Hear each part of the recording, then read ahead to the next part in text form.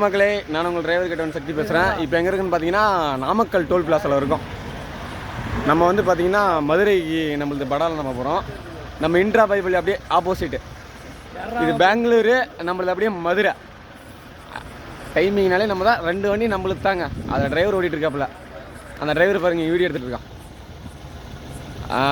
நம்ம முதலாளி நம்ம முதலாளி மச்சான் அங்கே ஒரு பக்கம் ஃபோட்டோ எடுத்துகிட்டு இருக்கான். முதல்ல போட்டு கஷ்டப்படுறேன்.